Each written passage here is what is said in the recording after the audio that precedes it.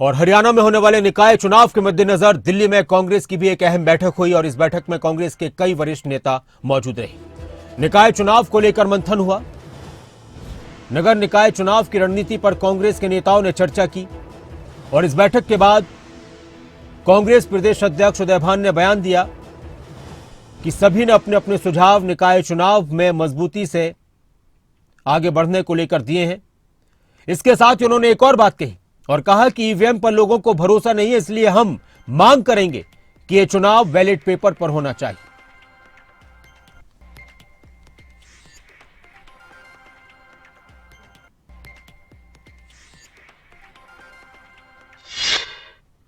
और खबरें अभी तक पर कांग्रेस के सांसद दीपेंद्र हुड्डा ने बड़ी बात कही और कहा कि हमारी मांग है कि निकाय चुनाव बैलेट पेपर पर होने चाहिए। यही बात उदय भान भी कह रहे थे, यानी कांग्रेस की मीटिंग में इस बात पर चर्चा हुई है कि इस चुनाव को, निकाय चुनाव को बैलेट पेपर पर करवाने की हम मांग करेंगे।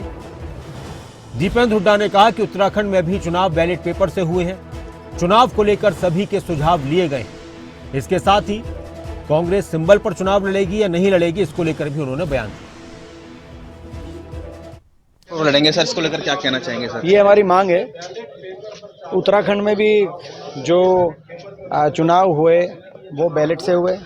अभी जो लोकल बॉडी चुनाव है उत्तराखंड के अंदर, जब उत्तराखंड में हो सकते हैं जी, तो हरियाणा के अंदर भी बैलेट पेपर से चुनाव हो, ईवीएम से ना हो। ये हमारी मांग है। सर नगर निगम और मेयर के चुनाव आप लोग सिंबल पर लड़ने जा रहे हैं? आज इस पे सारी चर्चा हुई, सबके सुझाव ले लिए गए। जल्दी इस पे फैसला पार्टी हाईकमांड करेगी। बहुत बहुत धन्यवाद। तो ये थे लोकसभा सांसद दीपेंद्र हुड्डा, जिन्होंने कहा कि हमारा जो डेलीगेशन है वो चुनाव आयोग से मुलाकात करेगा और हम चाहते हैं कि उत्तराखंड में जब निकाय चुनाव बैलेट पेपर पर हो सकते हैं तो हरियाणा में क्यों नहीं हो सकते। और वहीं उन्होंने सिंबल को लेकर कहा कि नगर निगम पार्षदी के और मेयर के चुनाव कांग्रेस सिंबल पर लड़ेगी। इसको लेकर आगे भी विचार करते हुए नजर आएंगे। मेरे सहयोगी विशाल के साथ राजा पटेल, दिल्ली खबरें अभी तक।